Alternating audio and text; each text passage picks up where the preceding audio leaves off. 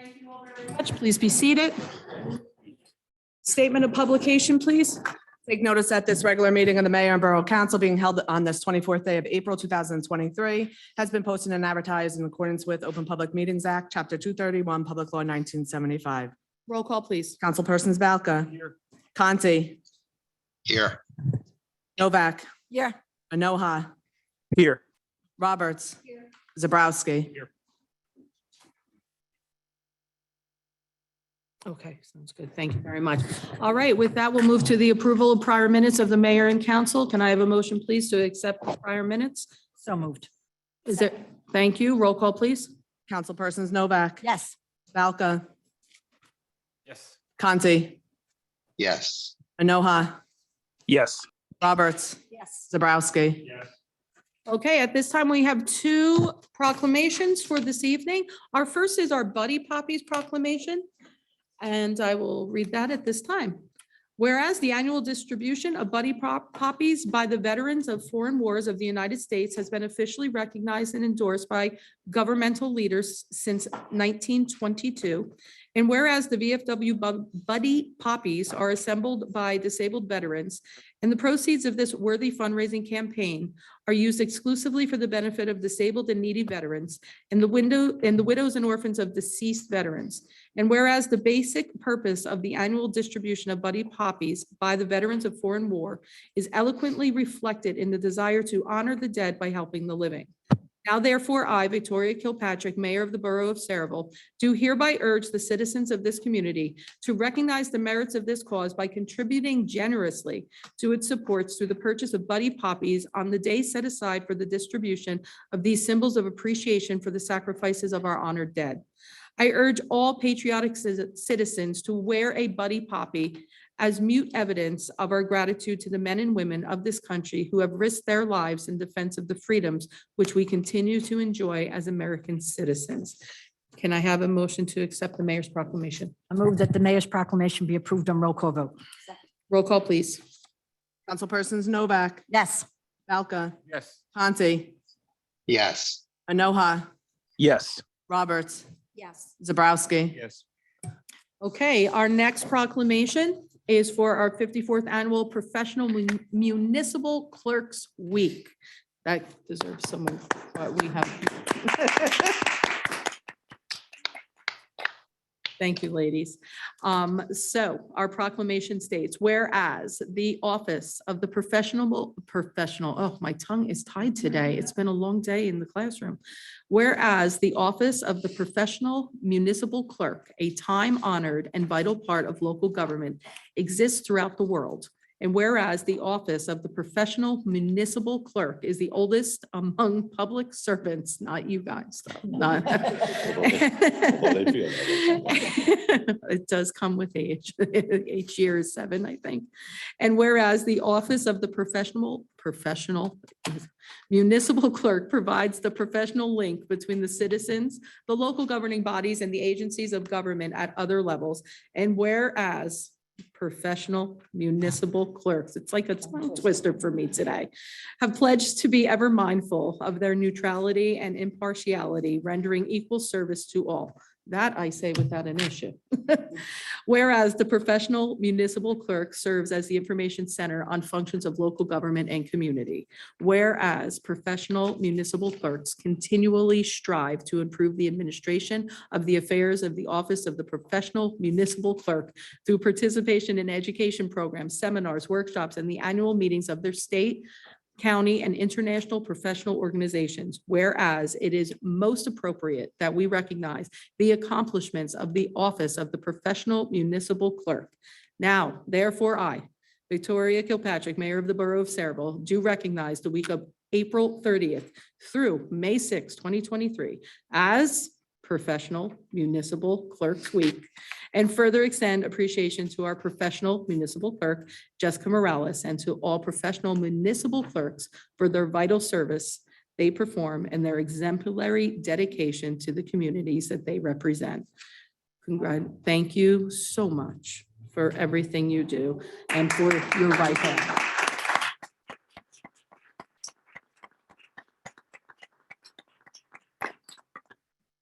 Now, mayor's now proclamation be can I get approved the on mayor's roll call vote? Okay, is there a second? Okay, let's get a roll call for that. Councilpersons Novak, Yes. Balca, Yes. Conti, Hey, a big thank you to you ladies for all you do. I certainly appreciate it. So thank you and yes. Anoha, Yes. Roberts, Yes. Zabrowski.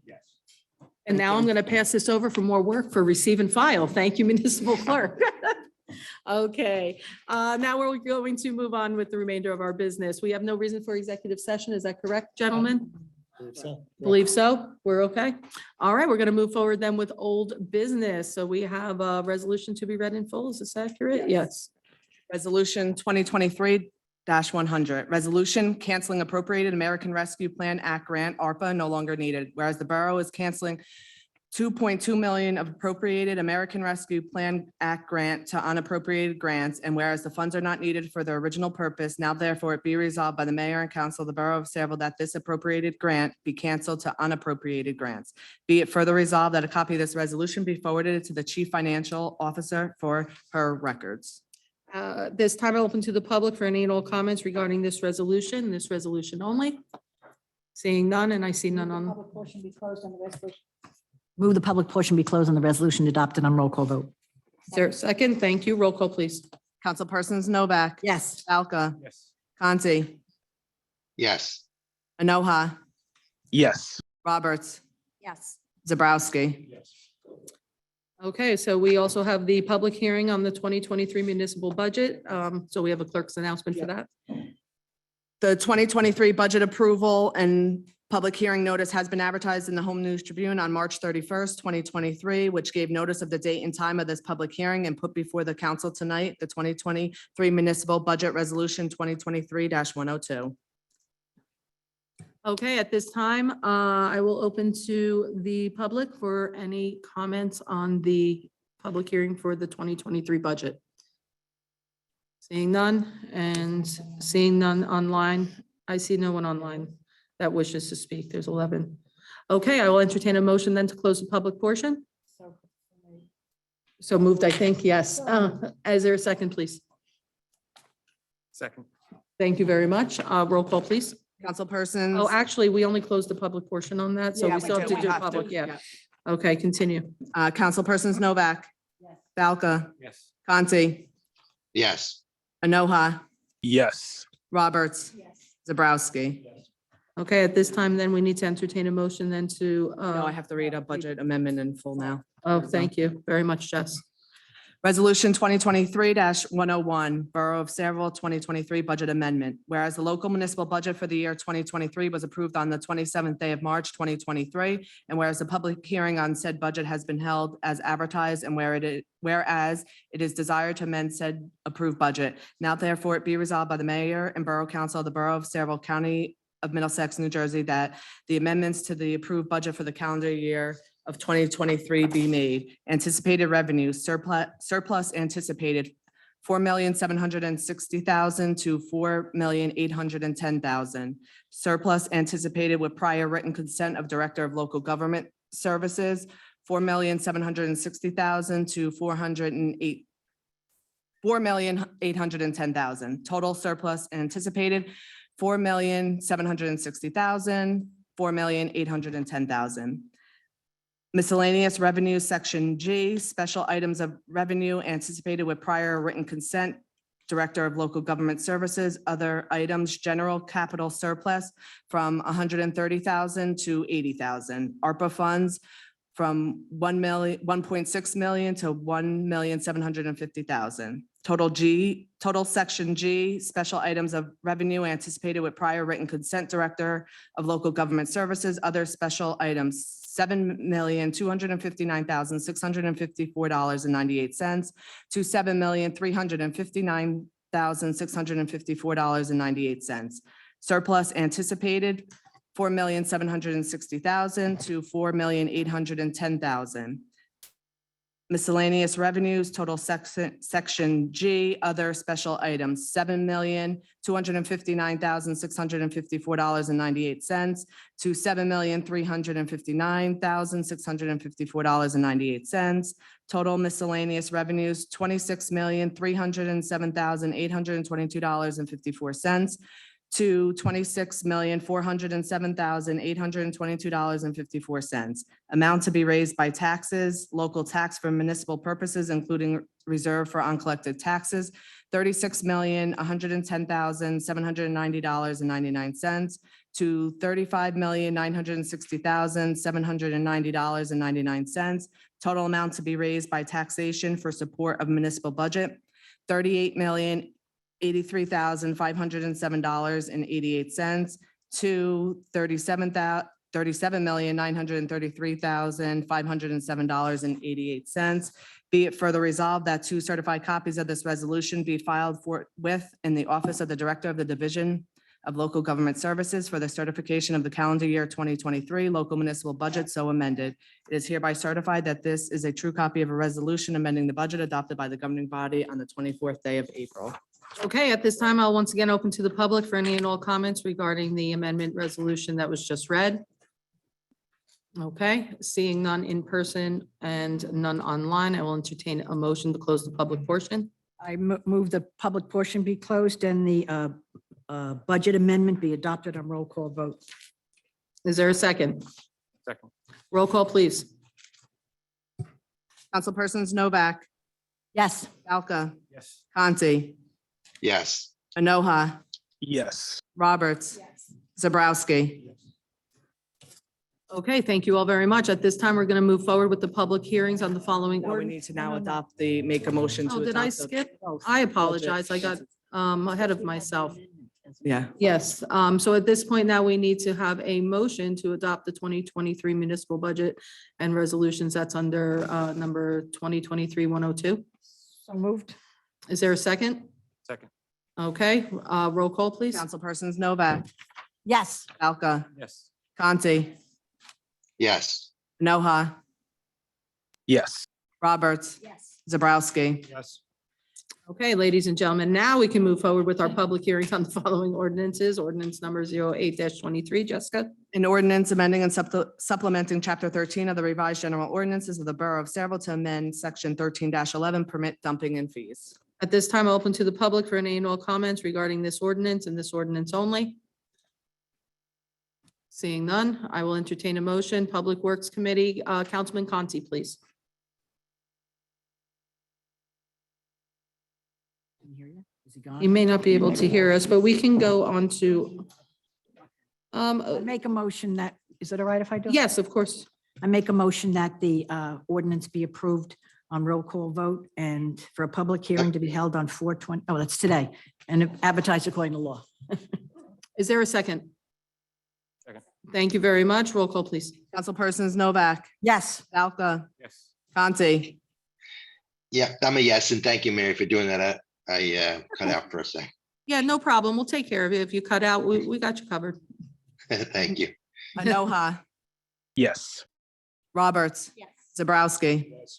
Public hearing on ordinance number 9-23 and ordinance amending Chapter 17 Parks and Recreational Areas to delete subsection 17-10 Saraville Community Garden to reflect that Saraville Community Garden is now codified in Chapter 2, Section 2-32 of the revised general ordinances of the Borough of Saraville. All right, I'll open to the public for any and all comments regarding this ordinance. Seeing none, I will, Public portion be closed and the ordinance adopted on second and final reading. And Is there a advertised second? according to law. roll call, please. Second. Persons Novak, Yes. Falca, Yes. Conti, Yes. Enoha, Yes. Roberts, Zabrowski. Public hearing on bond ordinance number 10-23, bond ordinance providing for water main improvements in, by, and for the Borough of Saraville, New Jersey, appropriating $2,750,000, therefore, and authorizing the issuance of $2,750,000 bonds or notes of the borough for financing such appropriation. Once again, I'll open to the public for any and all comments relating to this ordinance and this ordinance only. Seeing none, I'll entertain a motion, please. Councilman Falca. I I move the public hearing be closed. The ordinance is adopted on second and final reading and advertised according to law. Roll call, please. Councilpersons Balca. Yes. Conti. yes, Novak. Yes. Enoha. Yes. Roberts. Yes. Zabrowski. Yes. Okay, we're going to move on now to our resolutions for the public portion. And I will entertain any discussions regarding these resolutions in public or remote. Anybody wish to speak on any of those resolutions? Okay, seeing none, I'll entertain a Public motion. portion be closed and the resolutions adopted on roll call vote. Roll call. Councilpersons Novak. Yes. Balca. Yes. Conti. hey, I'm a yes, but I'm abstaining on 23-01961 on the bill list. Okay. Enoha. Yes. Roberts. Yes. Zabrowski. Yes. Okay, moving forward then, at this point, I need a motion to accept the correspondence received from the clerk's office. I move that the correspondence be received and filed. Roll call, please. Councilpersons Novak. Yes. Balca. Yes. Conti. Yes, Enoha. Yes. Roberts. Yes. Zabrowski. Yes. Okay, at this point, we're up to our mayor and council reports. We're going to start with administration and finance. Councilman Balca, please. I want to thank everyone for adopting the budget tonight. Now the finance department's gonna be busy rolling the budget into the general ledger and budget system. A quick look at the investment report is looking very favorable for this point in time compared to last year. So thanks to interest rates and thanks to our surplus being larger than usual, we're able to make some money on our money for a change. Yeah, progress other than that. Wonderful. I always love your brevity. Thank you, Councilman Balca. Public safety, Councilwoman Roberts, please. Thank you, Mayor. I want to thank Jay for answering all my questions about zoning for the notices in our correspondence, particularly all the variances that are being asked for a new sign on Route 9. So thank you for all of that info. For public safety, the first aid squad wanted to know, and I asked about this, if they can inherit one of the old chief's cars. So we're going to work on that to see if they can have something like that. Want to let everyone know that in March, the court disposed of 39 parking, 633 moving, and 8 DWI complaints. And the fire department responded to 6 fires and 66 fire incidents. And I just want to remind everyone, all of them are volunteers responding to all those fires. So we thank them.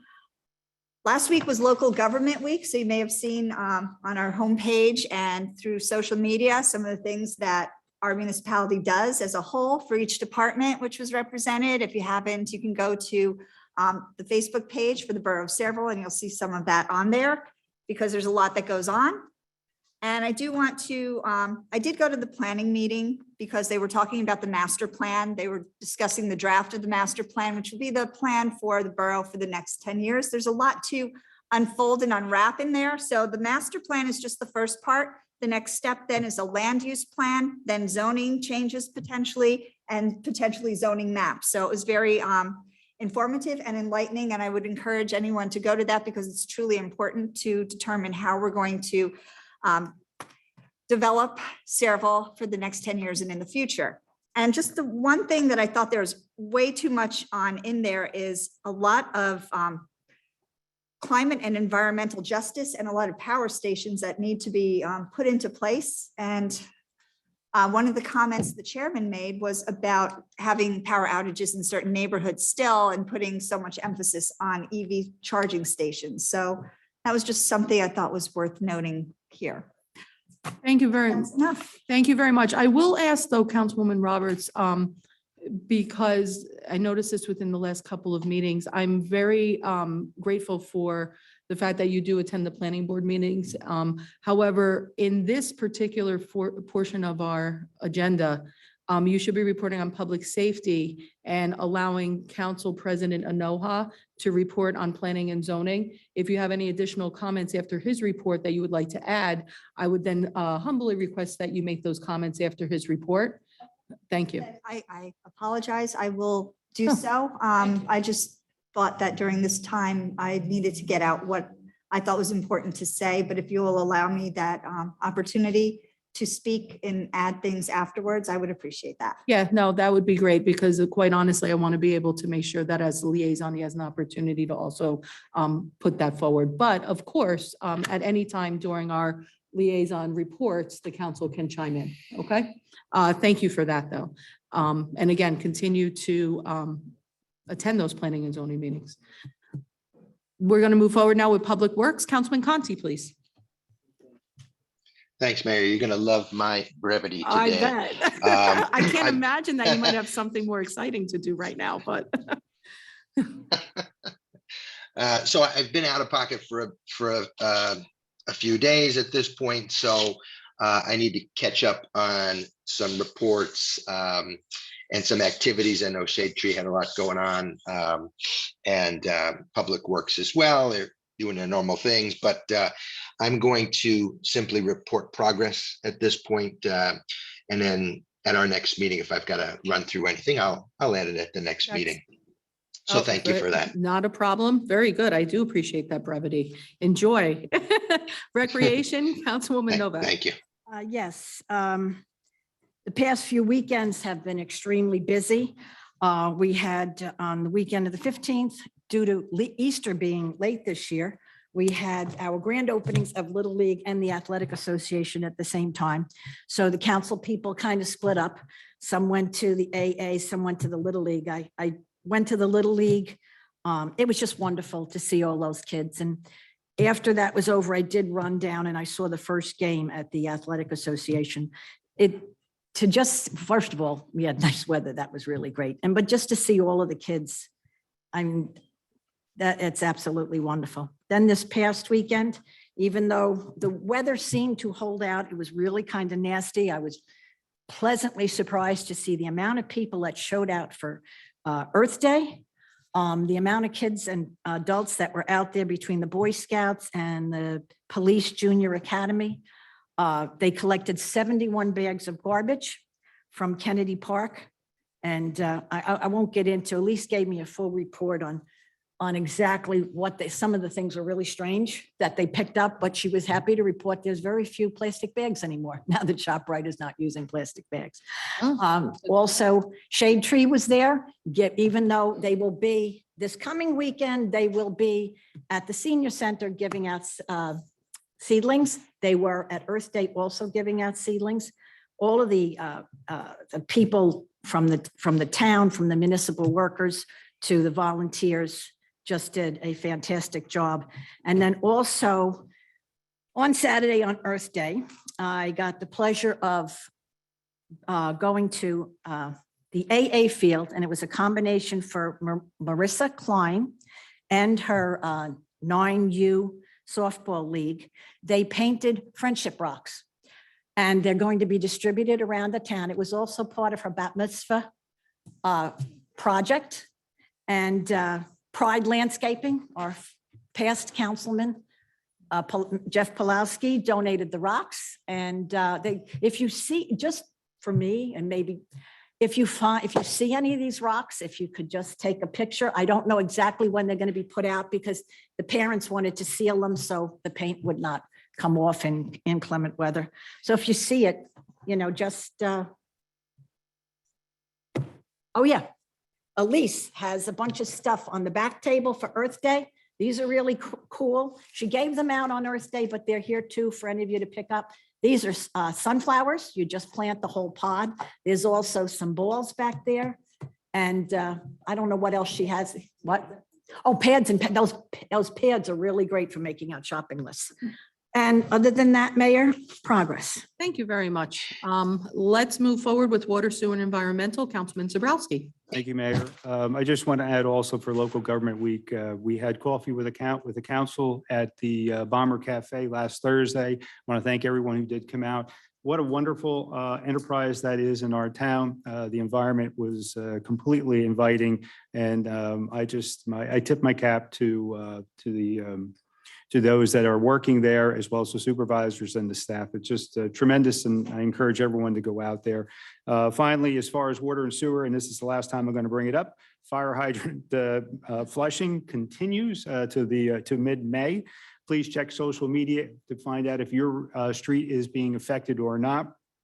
And then finally, I know, Mary, you mentioned Shade Tree, but also they have a creative art contest. The deadline is Friday, April 28th. So if anybody wants to get involved, again, that's also posted. Otherwise, progress. Thank you. This is fantastic. Excellent job. We're going to move forward with planning and zoning now. Council President Anoha, please. Thank you so much, Madam Mayor. So far from a planning zoning standpoint, I just want to take a moment to appreciate, the residents and those who continue to play a part in, giving us feedback from our surveys for the upcoming drafts for the master plan from the planning board. And, whether it's those who helped with surveys from the local businesses or the temples or just different various centers where they had access to it or even online. And as Councilman Roberts mentioned, progress with upcoming drafts, and we're looking forward to continuing that ongoing discussion. Thank you, Madam Mayor, and so far the progress for the planning and zoning. Thank you. Thank you very much. For my report, I think that you got a very good look at how busy this borough has been in the last couple of weeks. I thank the council for their reports. We're going to move forward with our next point of business. So we have the public portion now at this time. At this point, anybody, both in person or virtual, please come up.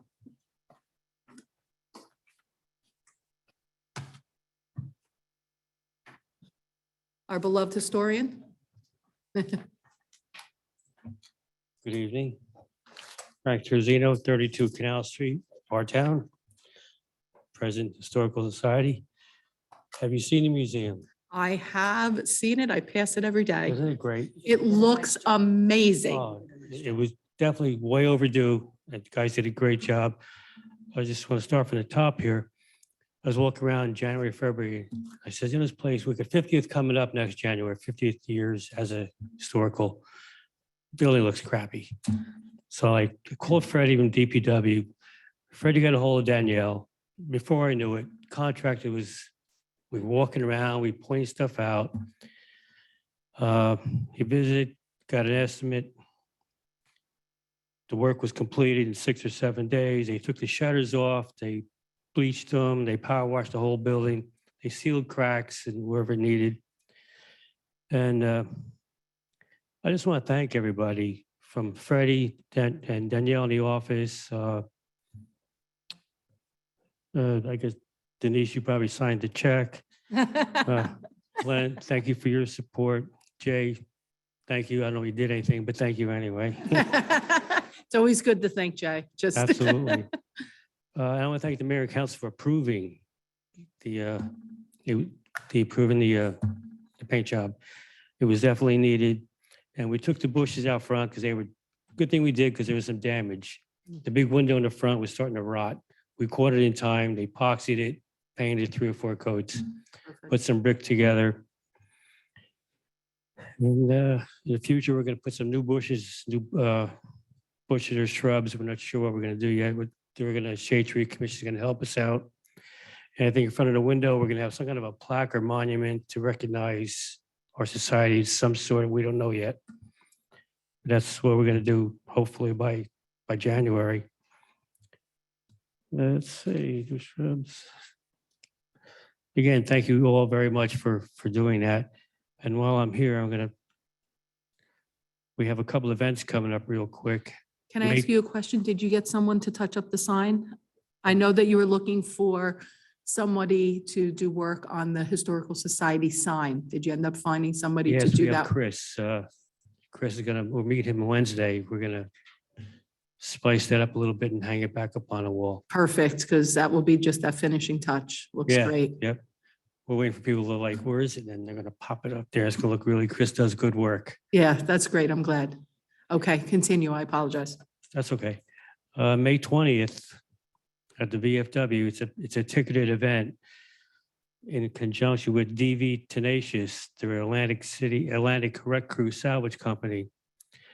They have owner rights to the SS Carolina, which was sunk in 1918, June 2nd, by a German U-boat.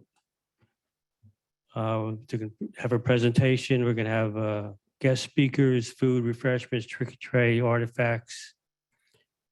And it's going to be a cool event. I'm going to put some flyers out back. Should have done that. So it should be a cool event. That's awesome. And Send that over for our media so we can put it out through the borough Facebook too. Do we already okay, do that? Nicole has it on stage. Nicole, you have it? already. Yeah, Oh, perfect. yeah. And also thank the girls for, I'm sure they had a hand in the paperwork with the museum paint job. So Always do. it should be, what was it, the week for clerk? It's the It should be a municipal, year. It it should be should- a year. we consider it the whole year. Yeah. I know I do. And I think just a couple of quick ones. We have a baseball game July 8th, but that's pretty much sold out to Patriots. We're trying to get more tickets. And in August 5th, I have a trip to Battleship, New Jersey. That's a bus trip. More information is coming out. And I'm pleading to the public to help us docent. We have fourth graders coming through, end of May, early June, fourth graders come through. And we're really short of people. So people want to come out, and you don't need to know anything like me. Just point and they ask questions, you answer them. So anybody wants to help out, we're welcome. The public, you guys, anybody. The dates will be, I guess, we'll try to get them on the Facebook page or something. So I think that's about it. But again, thank you for the facelift. It needed it. And that's all I have. Thank you. Thank you. Thank you so much, Frank, our master historian here. Anybody else from the public have anything to add? Please, come on up, sir. Battleship, New Jersey, big card state box lunch. Oh, bring food and they shall come. How'd we do with our roads Oh, here? well, yeah, that's why. I'm I here. know, I know just you're- like, I spoke the following day, Mr. Skarzinski called me on Tuesday after the last meeting to tell me that someone was going to be out there, if not Tuesday, by the end of the week Okay, to work on the street. So they were not, the road department was out there sweeping the street, and the rest of the road department was out filling all the holes in. So the condition of the street is a lot better than A lot than better. it was. I So, know where you're. So I'd like to thank everybody for getting right on that, and maybe in the future we'll get something. Otherwise, I'll keep an eye on it for everybody. Yeah, and come back, say hello. All right. Okay, that's all. Again, I'd like to Thank thank you. everybody for getting on that. Thanks a lot. You're very welcome. Okay. Thank you. Still have more work to do, though. Still have more work to do there. Anybody else from the public? Do we have anybody in? No? Oh, Ken, come on up.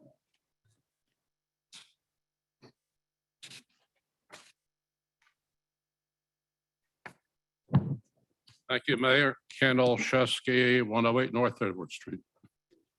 Just like to follow up on a couple of items from the last meeting.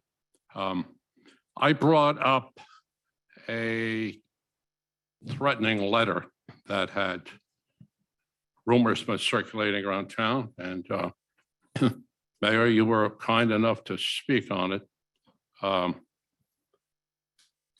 And I read and watched the News 12, and there seemed to be a little difference between what that letter contained. And I guess that letter hasn't been released to the public. Is that right? Hasn't been released to me yet. I didn't see it. Okay. I haven't been able to see it either. And It was read to me. can we ask where that letter went? It was my understanding that it went to. Department. Police It Department. went to the police department. Well, my question, since it went through the US mail, did it go to the FBI? I don't know. Police department handled the investigation. As a matter of practice, we don't get into the nuts and bolts of what they do. I Okay, know the county prosecutor's office was made aware of it. What other agencies may or may not have been involved. Myself or nobody here on the dais would have that information. right.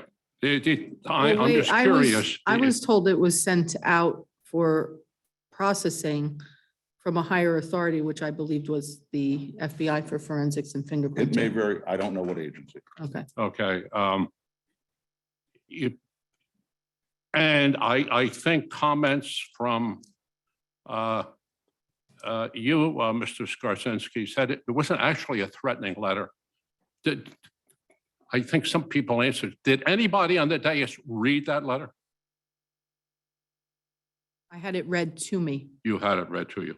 I never held it in my hand. It was read to me by Chief Plumacher over the phone. So I think the description on News 12 was said that it was a gloating letter.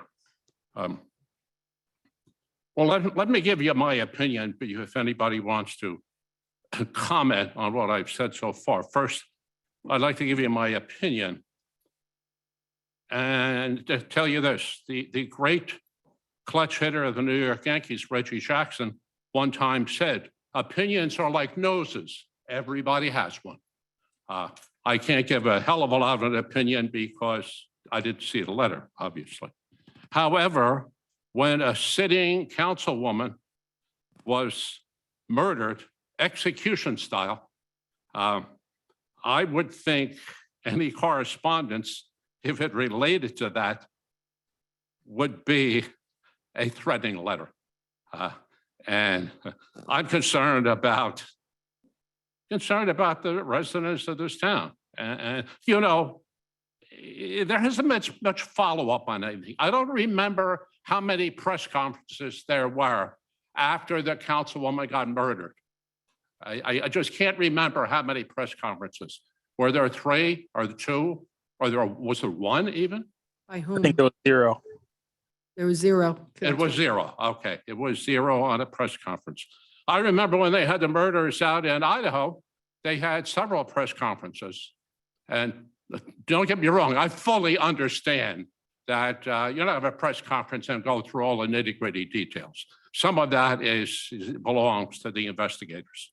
And I'm not an investigator. I don't even watch them on TV, so I don't have much experience at it, but I have some experience on life and I see what goes on. So there's been really, I know, Mayor, you have made comments on it. And I think you have asked that it be stepped up.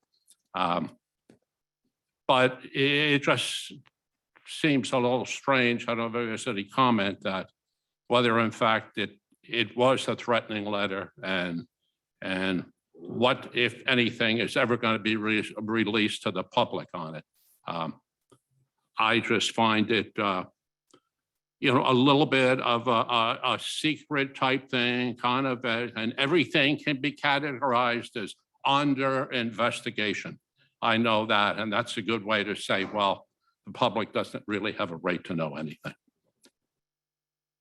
Next up, I'd like to bring up is something else that we spent a lot of time on at the last meeting, and that's the Trammell Crow and the pilot. I know there was a lot of discussion up here. Nobody seemed to know much.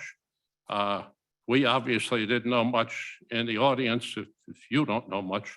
Has there been any follow-up? And is I think perhaps Councilman Zabrowski had asked, I believe, if this could be investigated a little bit more. And has there been any investigation? Is there any update on that request for a pilot from Trammell Crow? Ben, you want to take that? At the request of the council, we followed up and tried to determine what went sideways with the submission of the Trammell Crow document. Our clerk did a little research and retrieved the recording from the meeting of December 13th, 2021, in which the business administrator at the time, Dan Franco, was given permission from the council to engage with the borough financial advisor, Northwestern Financial at that time, to begin negotiations with Trammell Crow for a pilot for phase 1 of their project. This request was based on an email, which I forwarded to the council for their consideration, dated December 8th, from Council of Sarah, Mr. Baker, indicating that at the November 21st meeting, the Sarah commissioners recommended that the Borough Council consider a pilot for the project. On May the 3rd, an application for the pilot was sent overnight delivery via UPS addressed to the mayor. The application was also sent in electronic form to Mr. Baker and Mr. Samuel under their roles under Sarah. While UPS does not archive signature files after 120 days, Ms. Lori Myers, Esquire of Valence, Goldman and Spitzer, was able to locate and forward a receipt indicating that the document had been sent. On June 16th, another letter was sent via overnight delivery, again addressed to the mayor's office from Mr. Maley of Trammell Crow, seeking her support for the pilot application. Basically, in summary, at least on my part, I am convinced that well before vertical construction happened on the Trammell Crow project, the board was aware of the fact that there was a pending application that had to be processed. Action was taken on their part to make sure the negotiations were undertaken. And this is where we're currently at with that. And on the next meeting, I'll be seeking permission to engage our financial professionals to assess the pilot application and see if it's a viable option for the council to consider at a future meeting. So Trammell Crow, the last correspondence from then was, can you repeat that for me, Glenn? The last correspondence from Trammell Crow themselves. Well, I can't attest to the fact if it was the last correspondence. one The you're last aware of. correspondence I'm aware of as it relates to the pilot application was June of last year. Right. I only became aware of this misstep about 2.5 weeks ago when follow-up was conducted by Trammell Crow inquiring as to the status of their application. Let me just tell you my feelings on this. It seems that, let's talk a little bit about Trammell Crow. Trammell Crow is a very large company. They've been in business for a long time. I know them from my own business. Now, I didn't directly have a lot of involvement with them, but my company did, had warehouses from Trammell Crow years ago. Trammell Crow from about 15 years ago was bought by CBRE, and CBRE is the largest commercial real estate and investment firm in the world. I would think Trammell Crow would have followed up if they hadn't heard anything by now. It's kind of like saying, well, we have to teach Warren Buffett on buying stock. This isn't Joe and Sam's company that's building some warehouse and wants a pilot. So it just seems very odd that after all this time, Trammell Crow hasn't followed up. I can't imagine why we're going to get them a pilot. What's the status? Let me ask you, what's the status? Maybe through you, Mayor, maybe Jay knows. What's the status of the Hercules cleanup? What happened here? Do you have any insight on this? Did Trammell Crow bought a piece of the old Hercules, which had been sold in its entirety to Ashland, and Trammell Crow just bought a piece of this? They bought the virgin piece where they were able to knock down all the trees and everything. We're all familiar with that. Did they just buy a piece of that, Jay? And is that what they developed? That's my understanding, yes. Do we know anything about the cleanup of the rest of that now Ashland property, which was, refresh me, was Hercules the outfit that contaminated our wells and made us close our well fields in town? Yes. Was that Hercules? Yes. Yeah. Is there any update on the rest of that property, other than we know the Trammell Crow? They picked off a clean virgin piece of property and they built on it, and now they're coming for a pilot. I hope the request shows what Trammell Crow is going to do, why they think they need a pilot. That would be interesting. I'm not on Facebook and I don't want to be on Facebook. I've heard on Facebook, they said, well, no, there was no talk about a pilot. Mary, you talked, you were asked the question. When did you get on Sarah, Mary? Uh, I took Vicky's space. So when she became mayor, I went on Sarah. So you've been, well, that means, so you'd be a good person to ask the question. Has there been discussion at, I think we asked you the question, but in light of this, if, Matter of fact, I spoke to Glenn about this. I spoke to Dave Samuels about it. We have a Sarah meeting on Thursday. I'd like to get the minutes of the November meeting, because unless I was absent, I do not remember this discussion. I do not. And you know me, I remember stuff from the early 90s. yeah, So I don't know what happened. You've here. always been a detailed Yeah. person. Yes, I have. I remember our last mayor always talked about Mary being, being, Like the Encyclopedia Britannica. yeah. And I don't know if I should quote him, that's but all I that's- remember him saying Mary was a little bit like a Catholic schoolgirl. She always had all the detail on everything. I don't think that's an embarrassing thing. Yeah, considering I did go to 12 years. Yeah, Catholic school. yeah, right. But getting back to Jay, I check. Is there any more word on the cleanup of that Ashland site, the rest of it that's not been used? Do you It's know? ongoing, yes. Pardon? It's ongoing. There's It's ongoing cleanup. cleanup of the well fields Well, and the site itself. site itself, that's ongoing, Do yes. we know the extent of the contamination there? Well, there are documents on file with the DEP. Okay, so I guess I can Oprah information on there. Yeah, but this to me is starting to generate an odor. And I would say that people of Saraville should hold on to their wallets, because I can see, help me out with the deal about taking from the rich and giving to the poor. Wasn't that the tale of Robin Hood? Yeah, this sounds like it's going to be, we want to take from the poor taxpayers of Saraville and give to a very rich company. Thank you very much. Thank you very much, Ken. Anybody else from the public have comment? Yes, please.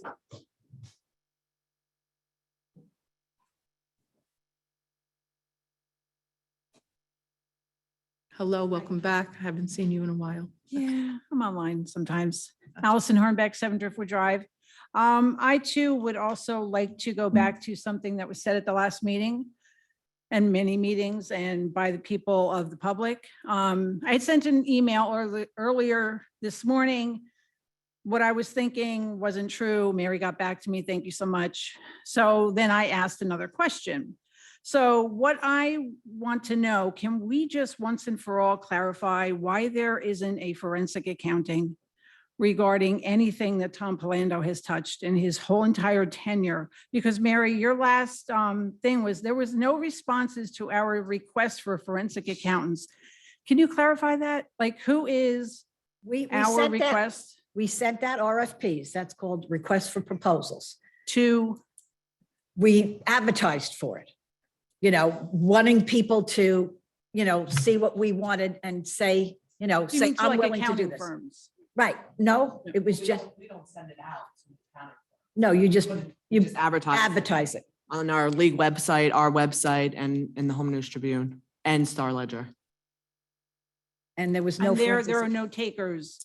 Apparently there was none, but one of the things that we can do is, because I think it's very clear, we need one. Absolutely. So one of the things that we can do as a council, I should say, the council can do, is they can request for another RFP to go out and see if we get any takers this time around. We do have one attorney that put in for the investigation. How did we have it termed? The internal investigation? Special counsel.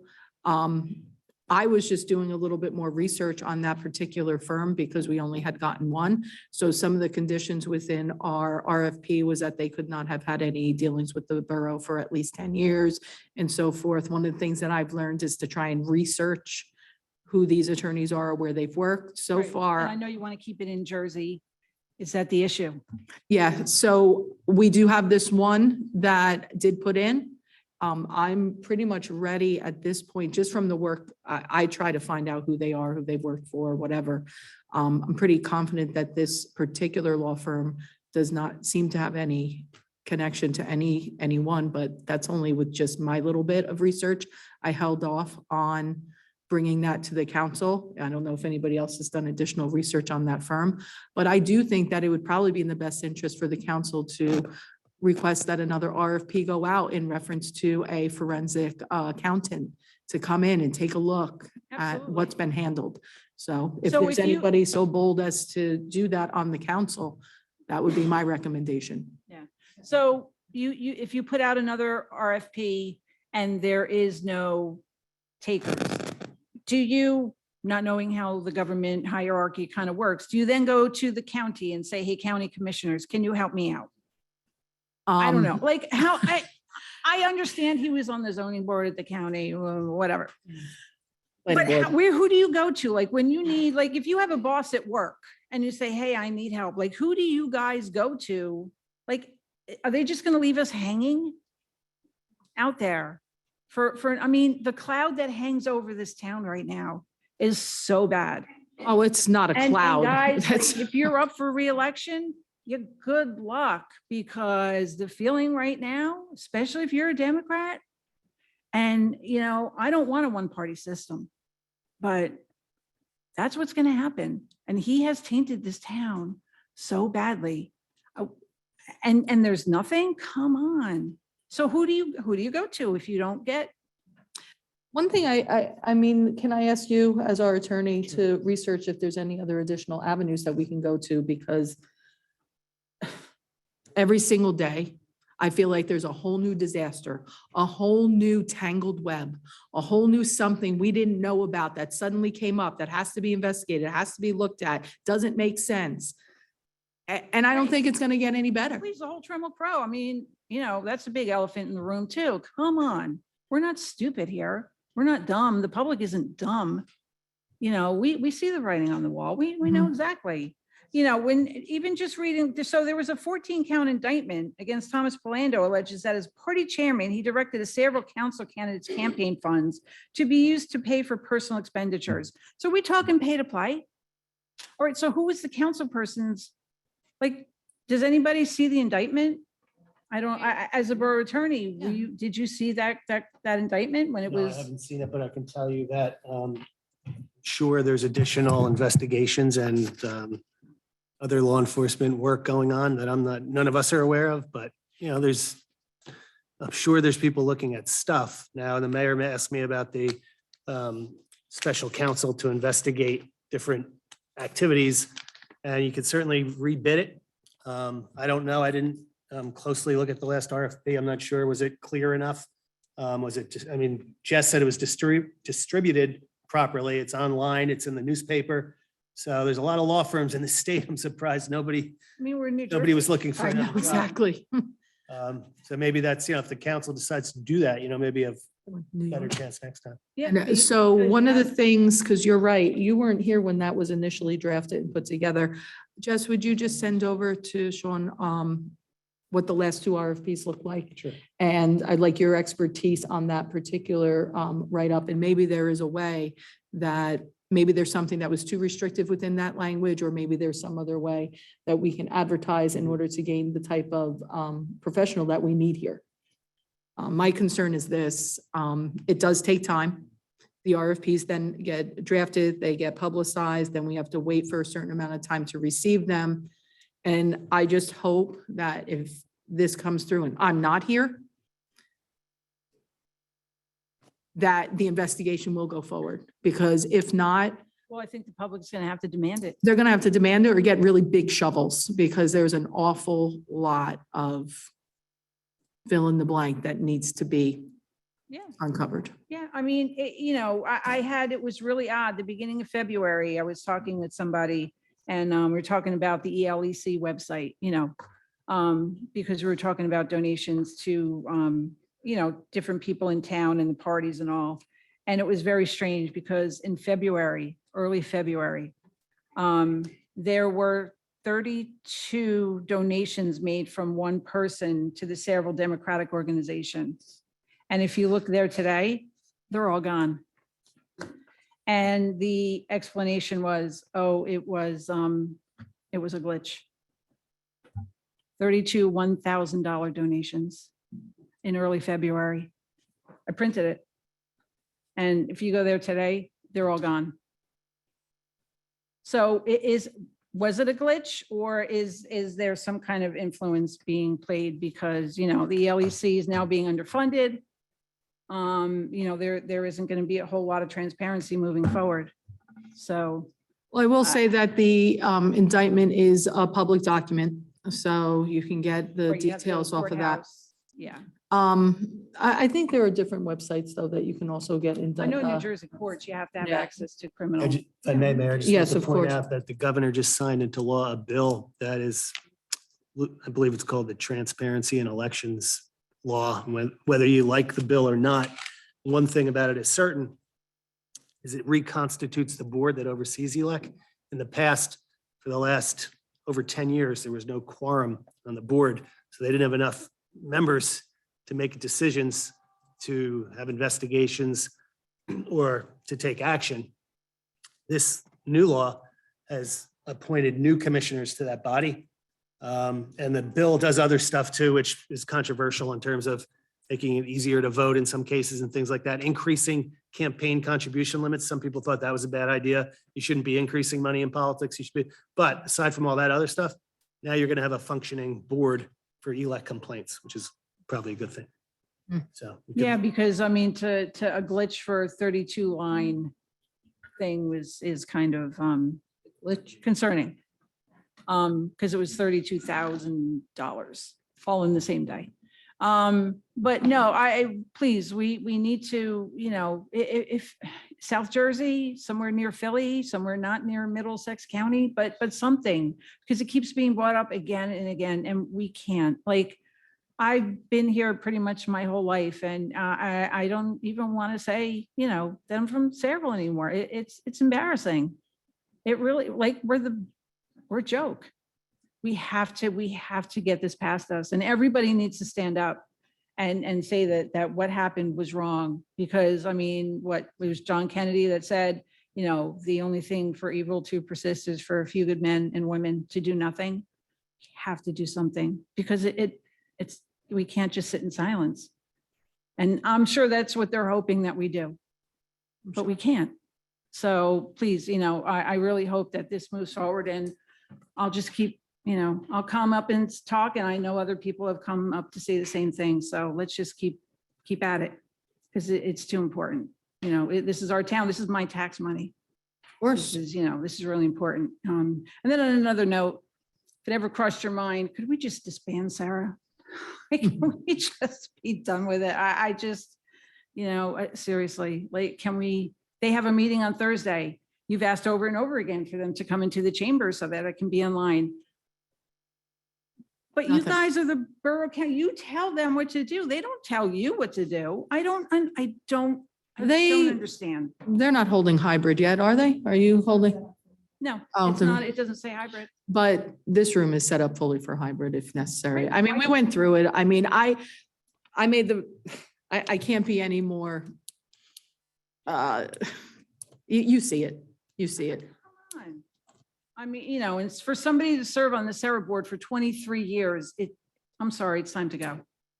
You know, and I'm not sure how the appointments are made, but we need fresh blood, you know. Well, the appointments for Sarah, like you've seen here, I can turn around and make and say, oh, I recommend, or I'd like to appoint, let's say, I don't know, Mickey Mouse. The council's the one that actually puts them on. They have to vote. So if there's not a motion, if that's not voted on to the affirmative, I've tried. If you remember, I actually made the recommendation before Councilman Balca was a councilman to have him serve on Sarah. And that failed, to my surprise, because Councilman Roberts voted him down. I mean, so that's how it goes. The redevelopment agency is those seats are in essence appointed by the council. Now, one of the things I was looking into actually, and I'm going to defer this over to my attorney as well. I was looking at previous borough council minutes, and it appears that in previous years, going all the way back since I was able to research, the council person, the two council people that are appointed to the redevelopment agency were in fact appointed in January. But this year, when I attempted to make that redevelopment appointment as two council people, I was told, no, those seats now aren't up until, was it June? They run June, they run fiscal. Unfortunately, that's not how we've done things here. So I'll kick it over to you to take a look at if you don't mind. Our past practice, I appointed in January. And now this year, It'll be June. so July. July, whatever. But that's not the way it had been done. Well, so if it's July, then, but I really hope that all the council people, look deep. You can't keep having, you're just putting Band-Aid on a really big problem. We need fresh blood, we need new ideas, or maybe disband it. I don't know. More importantly, since we are having the issues regarding the hybrid and getting more transparency out of that board, the only thing that you can do as residents is to show up. And you got to cram into that back room, okay, 308, unless they choose to take it off site, which apparently by law they have the right to do. And you got to demand and hold them accountable. Because until we can get transparency as far as hybrid meetings, so more people can see what's going on and participate live like we're doing, the planning board's doing, and others, you're not going to know unless you show up. And you got to take it back. You got to find out what's happening. You got to question in the moment, and you got to keep your eyes awake. Because, And you're saying that as somebody who served on the Sarah board? yes, Yeah. I am. So, council people, please, you gotta, why lock the door? I don't know, don't give them the key. Just make them, I don't understand how the council cannot make them come in here to do their meeting. Why? It's a state law. Well, not exactly. That's not, we could technically, it is our building. We do have the right to turn around and say, you can't use our building, but they have the right to turn around and hold their meetings anywhere they want. No, they can use the building, but they have to be in this room. We tried that and we were told that we can't. Under state law, we were told that we cannot do that, correct? No, I believe the answer is the mayor and council are in charge of municipal. Oh, that's property. right. You are correct. We went and had a vote on this. And we weren't able to pass that. The council was not willing to go that bold and that far. So they can, sorry to interrupt, they can vote wherever, they can meet wherever they want because they're an independent body. But if they choose to use municipal property, they can't come in here and say, we're going to meet in the janitor's closet, because that doesn't make any sense. The governing body has the right to say, if you want to use municipal property, this is where you're going.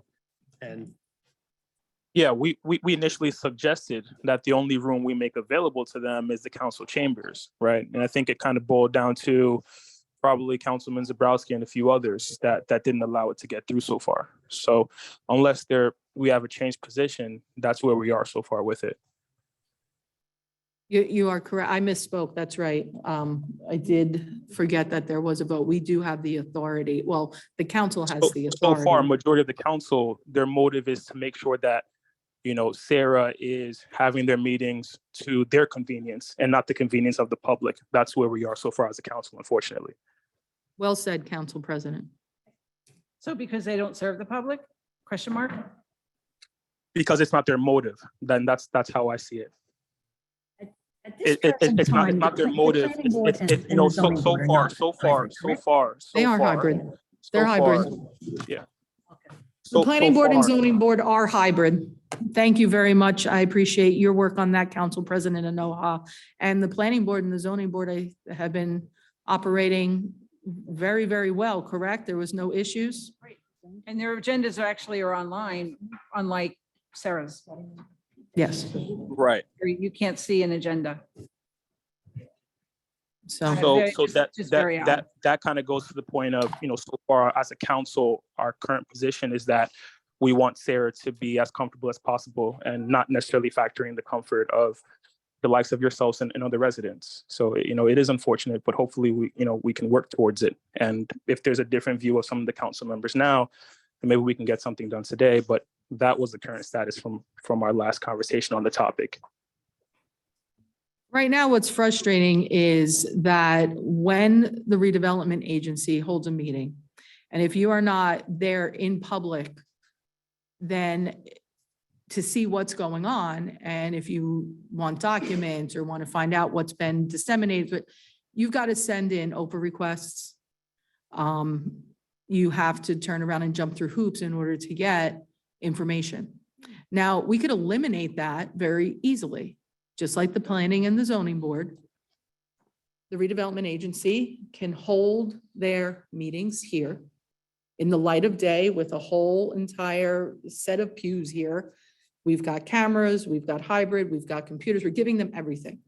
I know one of the arguments was, well, it's harder to talk to each other this way. Every other board's doing it. It's just an excuse. So, in my ignorance, why can't zoning and planning just absorb Sarah? I don't know how that would work. I don't know enough about the creation of the redevelopment agency and what kind of rules that they have. I would have to defer over to. legal. If they're not going to cooperate, then it's really time to just shake it all up. I mean, it's just ridiculous anymore. Every meeting, people are up here complaining, people online complaining about, their attitude is really bad. So they have no problem going after people in the public, and these are public servants that really have no issue just being nasty. So, but, all right, so Thursday, maybe we'll see. Question, are you allowed to tape while you are in a meeting? Meetings are taped. Sure. And they're. No, I'm aired on saying like as a YouTube. public person. Yeah. Yeah, the meeting is recorded, but Then how do you get to the recording? They're on YouTube and they're on our channel 15. Which there's been multiple complaints redevelopment about an agencies on channel inability 15? to hear. I've never seen them on channel 15. I only looked at them on YouTube. I was assuming it was on channel 15. They are on YouTube. They are on 15. She just checked. Yep. Yeah, I don't watch the TV channel because it's just too difficult, but the YouTube, but you can watch, but you can't participate. So there's the difference. You Right. can watch, but unless you're in person, you cannot participate. One of the biggest things that I fought for was to open up transparency and allow more people within the town to participate in government functions and in having their voices heard in multiple ways. Every other board's doing it. This board is not. And we need to come up to the century that we're in. Be nice, or at least close. Get them with the, Anything else? Thank you. Nice to see you. All right, anybody else from the public? I see none online that wish to speak. So, Mr. Duffy, sure.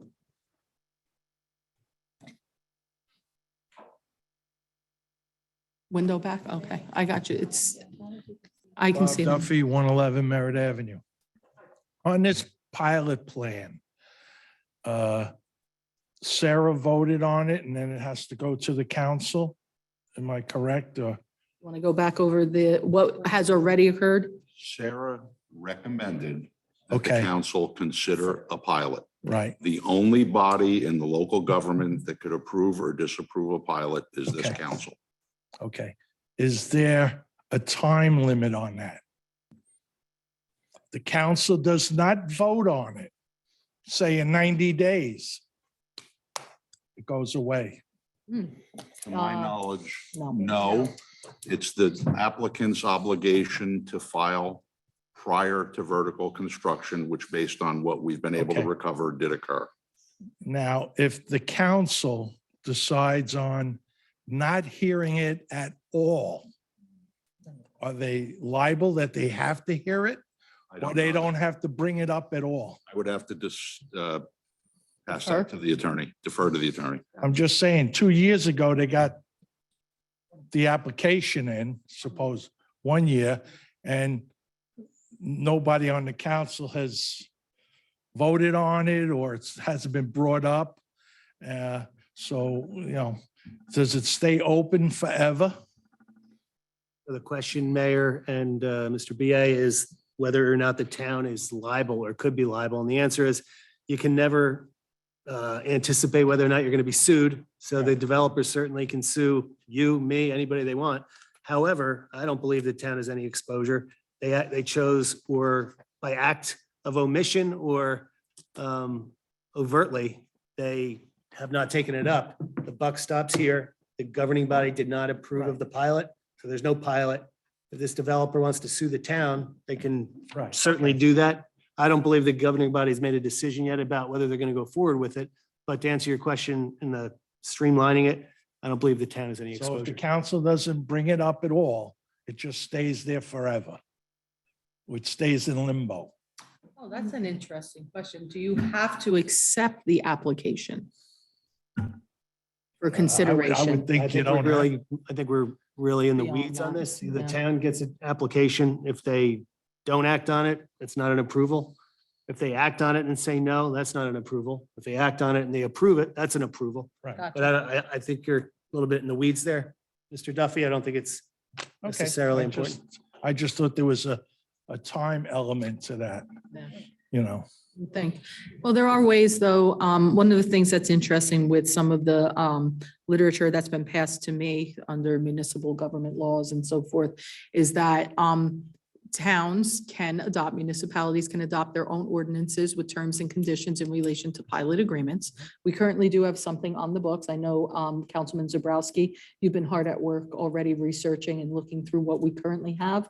And I think that in order to really do our due diligence for the residents, but also protect our borough, bring things up to code, and really have a forward look at the future, it might be in our benefit to amend or make best practices that are recommended in our ordinance. I think it might be time for that. Chief, I'm sorry, Councilman. That's okay. I was going to wait till the agenda meeting when this is going to come up for discussion, and before we pass the vote or anything, make the suggestion. I had spoken to our borough attorney beforehand that while we do have an ordinance in place right now for tax abatement, it's not as robust as it should be because it doesn't really fall into, because the pilot doesn't necessarily fall into it perfectly. In fact, there's some parts of the statute that are in there, state statute in there, but not all of it.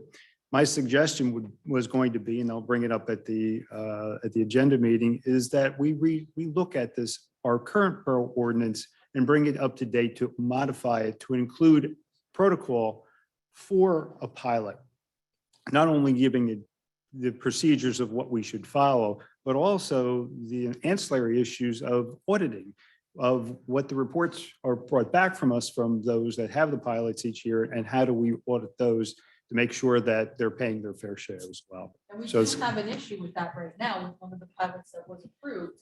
Apologize, my mic was not on, with Morgan's Bluff, and I don't know where that is. Sean, I don't know if anybody sent that over to you, but we do need to look into the compliance of Morgan's Bluff in reference to some of the outlined information that the pilot did involve.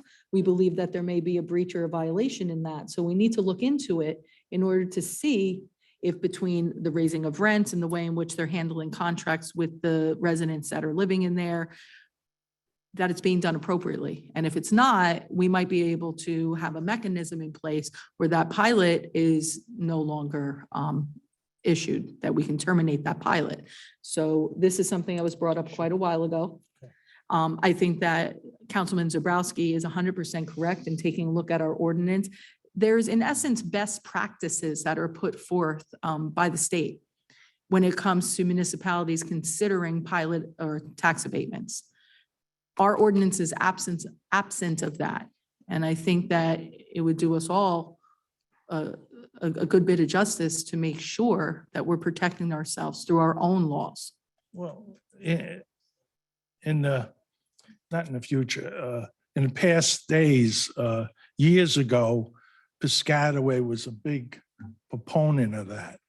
They gave a lot of abatements on warehouses. And they go there now, they're half empty. Because now they moved to another town that's giving free stuff. And then it's easier for the company, at this large size company, would rather move out of town and go somewhere else because their tax abatement is over, they'll spend $2 million to move somewhere else to save 20 million. That's how they think. So, you give this stuff away. I could see the small developers, someone that's small, but large, like Ken said, as big as they are, they shouldn't even be asking for something like that. And I think you shouldn't share it at all. Just let it sit and rot. Thank you. Thanks, Mr. Duffy. Okay, anybody else from the public? Let me just look and make sure I have nobody online before I give anybody the second bite at the apple. I am going to ask that we please keep though to our 5-minute limit. Ken, did you want to make any additional comment? I just want to reply to the young lady that was at the microphone and on some of the ideas that I have about the question she asked. Is there anybody that's responsible? I think, in my opinion, the only one truly autonomous in the state of New Jersey is the governor. I don't think anybody can go over the governor, but there are, and I've talked to this body about this before. We have legislative representatives. As a matter of fact, the Speaker of the Assembly is in our 19th district. So we have representatives. We can talk to them. As the counselor knows, who was a one-time senator, the senator needs to sign off on the prosecutor, for instance, when they appoint prosecutors and stuff. If we're having a problem, and I'm not trying to second guess law enforcement, but I'm just giving you an example. We're having a problem and not getting proper communication. We can go to our legislative people and ask them to do some bidding for us. We've also got a Department of Community Affairs, the DCA in Trenton. And if we've got an agency here in town, if we got an autonomous body who is on their own and not complying or not listening to anything we say, even though they are autonomous, I'm sure we can go to them and perhaps get some help, that they can step in. I'm in charge of an autonomous body in the Housing Authority, much, much less significant than Sarah. But I can tell you, we talked before about the last business administrator. And although I don't think he would ever win any awards for Mr. Congeniality or anything like that, he called me numerous times when he get calls from residents about housing. And I'd work with him on it and respect him for it, not say, go to hell, drop dead. This is an autonomous body. If this body comes to me and says, hey, we got a problem with the housing, I'm going to say, well, we're autonomous. I'm not going to do anything. I'm going to try to help and to solve it. I'm going to try to look at what your concerns are and get it solved for us. And there's no reason any authority here, autonomous or not, should be able to operate on their own with ignoring the public, ignoring the wishes of this body right here. That's just a few other pieces I have in answer to that young lady's question. So I don't think there's anybody that is truly autonomous and has no power. There's somebody accountable to everybody, and that's the way it should be. Thank you. Thank you very much, Ken. I appreciate that. Okay, does not look like we have anybody else that wishes to speak from the council. Oh, okay, come on up, sir.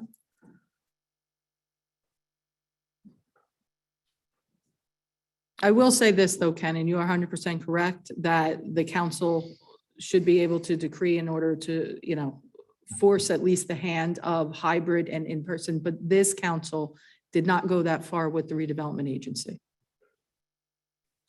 I'm Bob Egan, 43 Elizabeth Street. I just wanted to make a comment on with the pilot and all that. I think Serval's been decimated enough by contractors and builders. They should start giving to us not give to them anymore. And as far as the letter that you talked about the last meeting, nobody should be subjected to that. And you were talking about possibly having the meetings closed and use the public access. I hope that. Oh, I would never do that. The meetings being closed was not my suggestion at all. I believe that was Councilman Conti. I don't believe that. People here can make their own decisions. What I would like to see is, and I believe they're working on it, an assessment of all of our borough buildings. Because if we're going to invite the public in, you deserve to know that it is a safe environment, no different than the Board of Education. You know, I believe in hardening these types of places. We have young kids that come in here. The world, regardless of whether I receive 100 letters with swastikas on them and whatever vengeful, nasty racial slurs, that's not it. We live in a different world now. But I would never, ever, at this stage, with the exception of when COVID was here, and that was a totally different thing, I don't believe in shutting those doors and shuttering those doors right now. But I do think you guys deserve, the people here deserve a little bit more safety and security. I would not shutter those doors. I think Councilman Conti mentioned that. I'm not in favor of that. But as far as our public access, I had that station on last week. And it's like watching one of those journalist shows where they fuzz out the people's faces and use voice changers because you couldn't even hear it and see who was at the meeting. I think it was a planning board meeting that was being telecast. I had it on 2 minutes and I shut it down. And I just want to thank right now the emergency squad and our police department. My mother broke her arm in December. I haven't had a chance. I've been consumed with her to send any thank yous out, but the response was great. And so thanks for those guys, you know. There you go. And that's it. Thank you. Thank you. Thank you, Mr. Egan. I appreciate that. Anybody else? All right, ladies and gentlemen, I'll entertain a motion to close the public. All in favor? Aye. Do we have a motion to adjourn? Yes. I was so concentrating on all the great things that have happened. I wanted to remind everybody again that next weekend is May 6th, and it is next weekend? No, it's the following weekend. May 6th, we're going to have the fishing derby, and we're going to have the Human Relations Commission fun run. So, and I concentrated too much on all of the great things that have happened. That's something that's future happened. Thank you, Donna, for reminding me. Also want to preview May 1st on our launch of our new online citizen portal. So there's been a lot of work being done on the website and access to services in Sayreville on that website. So you can transform how you access services. You can check the status, pay for construction permits online at your convenience. You'll have the capability to apply, pay for, and schedule for rental and resale inspections and report various citizen concerns. So you're going to see this coming really soon. It's a soft trial, so be patient. I work in technology. Nothing ever works right the first time. But I've been looking forward to having some of these online services. I think it'll answer a lot of people's questions more readily. So May 1st, if all goes well. Okay, thank you very much. Anything else to add before we close officially? Probably, but I can't recall it right now. Go to meeting, you're good. Okay. All right, ladies and gentlemen, I need someone to Motion to adjourn. Is there a second? Second. All in favor? Aye. All right, ladies and gentlemen, we're going to move into our second session unless somebody needs a minute break. We're good, gentlemen, ladies. Thank you. Okay, I know. Ladies and gentlemen, at this time, I will once again ask you to please rise for the pledge to our flag. I pledge allegiance to the flag of the United States of America and to the republic for which it stands, one nation, under God, indivisible, with liberty and justice for all. Jessica, statement of publication, please again. Take notice that this agenda meeting of the mayor and council being held this 24th day of April 2023 has been advertised and posted in accordance with Open Public Meetings Act, Chapter 231, Public Law 1975. Roll call, please. Councilpersons Balca. Here. Conti. Novak. Here. Anoha. Here. Roberts. Here. Zabrowski. Here. Okay, just give me a second here. I'm pulling up our agenda for our next session.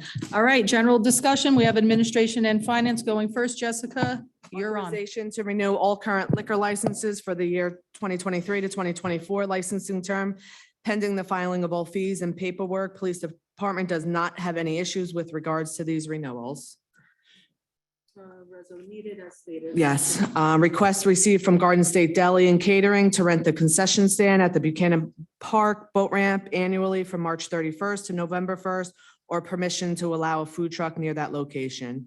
I think we need to have a discussion on that. Okay, let's talk. Are- Anything from the council? We're talking about opening up the concession or having a food truck, so this is a and/or. Well, I think we would have to amend our ordinance. We have to amend the. Okay, what's the will of the council in reference to this? I think that's a great idea. I would I'm love good to have with a it. food truck down in such a popular place, and I think that would make it a even more welcoming area. I have had a lot of people that, you know, that thought that that would be a great idea. The people that, you know, use that boat park, they were very open to the idea of having, you know, some sort of food truck there, some sort of concession. So if that, the people that I've talked to are interested in it, I'm for changing the ordinance. So, Mayor, if I may just, Of course. yeah, because it is municipally owned structure, there would have to be some type of a bid process so that interested entities could throw their hat in the ring, so to speak. Additionally, I know the ordinance now prohibits food trucks. So we'd have to take a look at that and permit it in some level. Well, that's what I would be looking at is permitting of a food truck, not actually using a borough building. Now with the food truck, we would just have to amend our ordinance or, Yeah, to permit food trucks and then look at it and say, you know, they would have to be licensed every year and the health department would have to look at them just like a restaurant. Now, would there be a bid process if they're on the borough property Yes. as well? Yes. So I know that the owners are here this evening. Maybe we can hear what their actual proposal is. I know I haven't really heard a lot from them, but I know that they're here. I'd like to get them an opportunity to kind of explain exactly what they're looking to do and maybe where it is, because perhaps it won't be on borough property, but nearby to it. Might make it easier. I'm not sure. Do we need a motion to change the agenda to do that? I don't have an issue to do that since we are having discussion right now at this point, and because this is specific to this issue. I won't open fully to the public, but I will turn around and look over at our business owners so we can get some more clarification here. Gentlemen, please step forward. I'm interested, I will say, personally, the concession stand right now is in essence never in use. So we have a facility here. That's what we were discussing. If the Yes. facility is not being used, we would like to rent it. Oh, I'm sorry, name and address for the record, please. James Scarlotta. We got these municipal clerks week. We got to David make sure. Latempa, 6 Houseman Road. You got that? You're good. So talk to me about what you're thinking with the So with concession the stand. concession stand that you have there already, we were looking to rent it from the borough because it's not being used. I like that It's a idea. Win-win situation for the borough because now you're making money We're from making- us as a brick, a brick and a mortar. Mm-hmm. So, or we take the food truck and put it on the street over there to make everybody happy. So we would open up at 6 o'clock in the morning or 7, whenever the boat ramp is open, have coffee, hard rolls, everything, and then stay open till 6 o'clock. at night. I don't know about the rest of the council, but I do love what the gentlemen are thinking here. Our thing was, I noticed, because we went there today, the Yeah. grass is not cut. We would be responsible for everything that. Stop So it. you guys don't have to bid on it, have anybody bid on it, and we'll take care of everything that's over there. Surrounding property. The surrounding property with the, whatchamacallit, the gazebo and everything. And what about insurance? I have insurance on my building. We'll have our own insurance up to $2 million coverage. So I have an idea here. Okay. I think that at this point, can we just authorize our attorney to meet with these two gentlemen in order to come up with what your thoughts are completely, so that way we get a little bit better of a proposal. And we also might have a little bit better of an idea as far as I don't know if you've looked at that concession stand and what it's like on the inside. We Just couldn't get didn't inside. Get to look inside and we like to look inside and see what we have course. to add to it. And it's not, nothing's coming out of the borough. We're doing all the work to it. So what we'll do, so we're going to do two things here. So I'm going to have you work with, does anybody have an objection with that? That we have them work with our attorney right now, get some ideas about what would be done. And then also have you meet with Glenn so that you can take a look at that concession inside. We can get you the key from Phil. How big the inside is or what's course. in it. And I what we would have to do think. To add to it. And what I really love here is the benefit on both ends, because a food truck in essence, it's a lot of maintenance for you guys as well. It's moving things back and forth. Yeah. But you're also giving back something to the borough here, because we're talking about bringing in a little bit of revenue from a space that really isn't being used. And it always frustrates me when we have things that are just shuttered. I was talking to the woman over there that works in that little house. Yes. And, she said 18 years it's been shut. Yeah, It's and been there, it never was open. And it's not like we just want to take it for the whole year. It's not just, Yeah. and then if you would like, if you want to sign a 5-year, lease to us or whatever, we're willing to do that too. I think this could be very much a win-win for us, because one of the other reasons why we have some of the problems down there with graffiti, vandalism and litter is because there's nobody around. And it also, it's an area that, yes, our boaters know that it's there, and some, like I said, more undesirable individuals that might not be there just for the sheer enjoyment of recreation. Showing that we care, showing that you're there. I don't know, it's a win-win, I think. We could really eliminate a lot of issues. So gentlemen, let's work out a time so that way you can work with our attorney, and then also get a hold of Glenn so you can take a look at the inside of that. Come back to us at the next meeting so we get a thorough proposal, and hopefully we can take action on something. Perfect. Sound like a plan? Thank you. Thank you, guys. I appreciate that. We got to do this. Perfect. Yeah, and James, I have your contact info, so I'll reach out to you, okay? Thanks. Thank you. Yep, I know where we can find them, just in. I have it. I have it. Thanks again. It's always nice to see you guys. Just make sure it's ASAP, because, Yeah, we do Times of want this to wasting. be ASAP as the weather gets nice, and obviously we and can, it will require 2 meetings, so yeah, quicker we get it done, the better. of course. Wonderful. Keep rolling. Go ahead, Jessica. Sorry it took so long. Authorization to renew contract with Benecard Prescription Program for a 2-year period. Authorization to execute a discharge of mortgage for property located at 5 Conrad Street. Authorization to pay O2 Scribio an additional $11,000 for services rendered in regards to a personnel investigation. Hold on a second. Which one are we on? Number 5? Remove an additional $11,000 for service rendered in regards to personnel investigation. Anybody, is this something we can actually discuss in public right now? Well, yeah, I mean, we can talk about the fact that the law firm did work for the borough, and the billing exceeded the resolution, the not to exceed amount. And so this is a negotiated amount. But if you want to talk more about it in private session, or you want to just say no, we could say no, because they did exceed but like we said, they took a haircut on this to try to get it done. And It's been years. You mean they tried to get it done? I don't know anything about the Years. subject matter of it. I wasn't around for that. but- I would have to, do me a favor, write down the litigation that we were talking about here. The personnel investigation. Okay, that's what I thought. Thank you. I think this is something, well, You could, if I may, sorry, you could also ask from a representative of the firm to come in and make their pitch as to why it's, well, I don't know if everybody on the council is aware of exactly what this personnel investigation is. And I think that if we did have some questions about that, we would definitely have to discuss that in exec session. So this isn't obviously a pressing thing. This is something for us to consider. I think that maybe we should put this on our next meeting agenda in order to have executive session over. It will allow you the opportunity to get better versed on what this is. And then any other decisions could be made with a little bit more knowledge. I just want to, keep Mr. Balca, our Councilman Zabrowski, and anybody else, whether it be Vince Conti or Christian, in case they're not aware. I don't know if you are also. Any objection to that? If we pull that from here and then turn around and make this something we can discuss at our next meeting? You okay with that, Mayor? Yeah, as long as it's not being authorized tonight. Yeah, I think everybody needs a little bit more info on that. And I'd appreciate if our attorney would be able to get more info. Sure. All right, so we have that taken care of, Jess?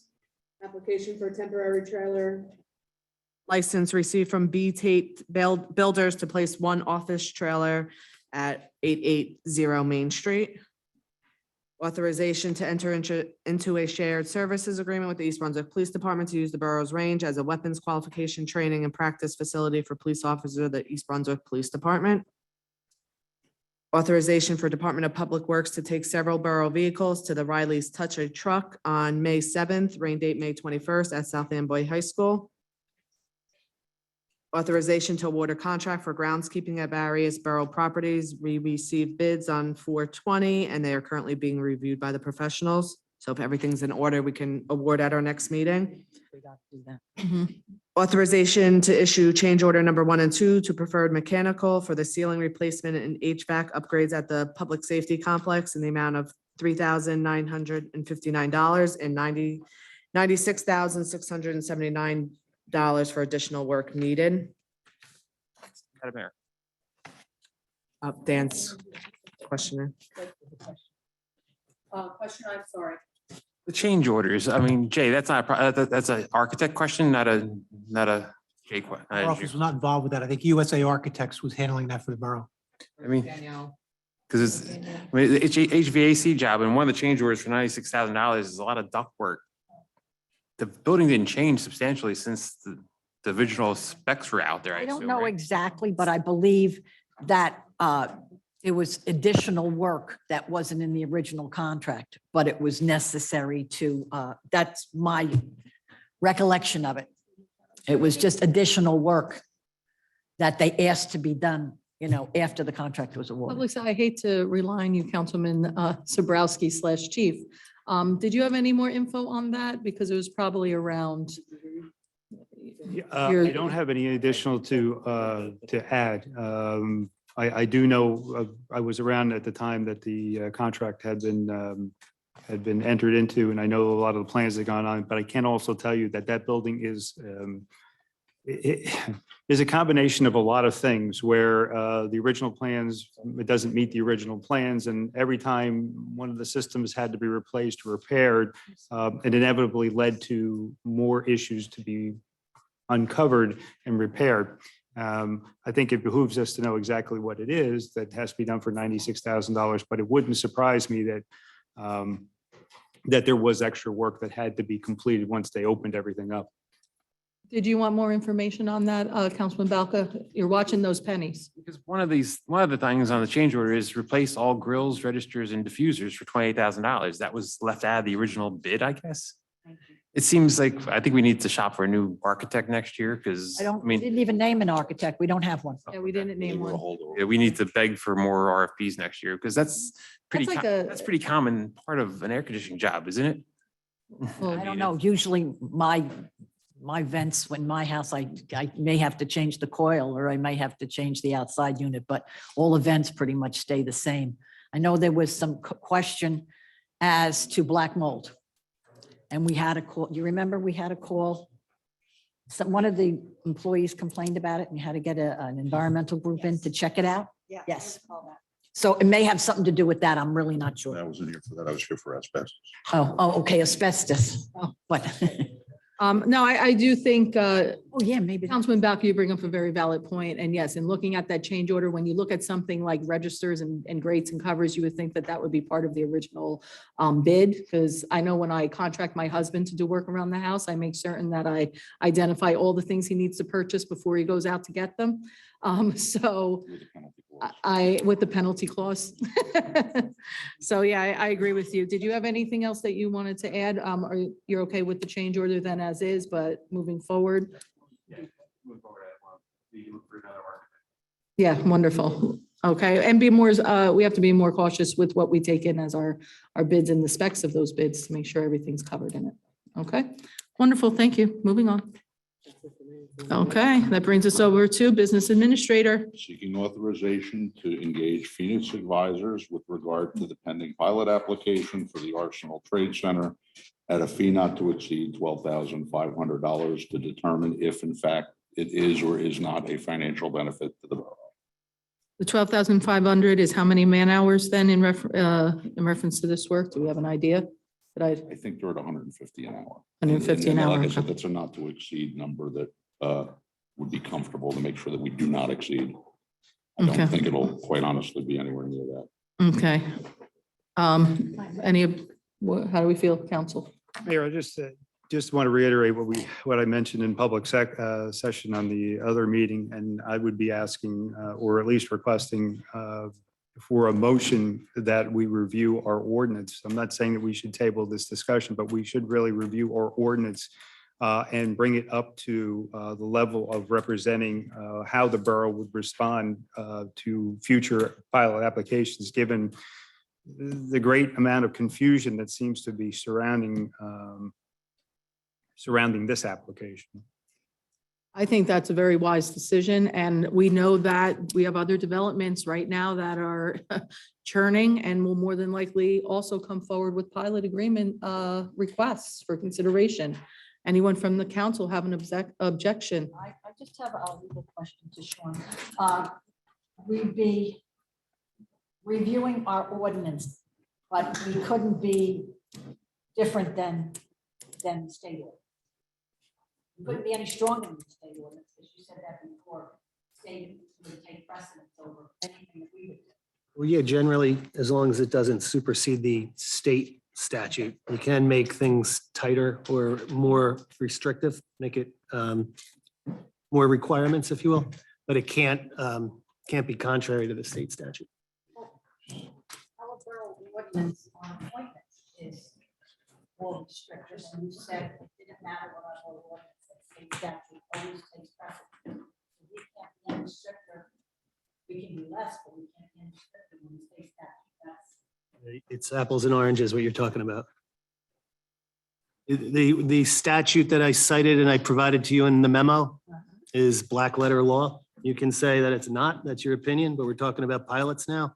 One of the things I was going to suggest to the governing body is if we're going to rework the ordinance, also include some language that would include SIRA, so that SIRA would have to comply with certain hurdles, or I should say benchmarks. If they're going to recommend that a particular project get a pilot, they can't just sit there in a room where there's no internet or there's no streaming and say, you know, they're going to send an email over to the clerk saying the board considered and we recommend a pilot. I mean, there should be something more formal than that. There should be perhaps minutes, a vote, a letter signed by the chairman saying we recommend it, just something to create a record. You know, in the event that something else happens, next year's an election and a couple people aren't up here anymore and you have a new administrator, God forbid. Yeah, no offense, sir. Indeed. A new attorney. A new attorney, that's right. So I'm just saying it might, if you're going to look at the ordinance, it might make sense to involve SIRA in there to make sure that. We always pass the resolution when we take a vote like that. I And just- there's a resolution with the vote, who voted. Okay. And it is sent to the mayor and council. Okay. Or it's sent to the clerk, you know.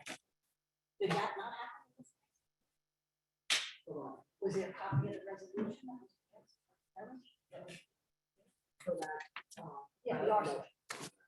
Wait, there was no resolution passed to you from Sarah regarding that, but, so this is a reason why we need to clarify our ordinance. So just so everybody's aware,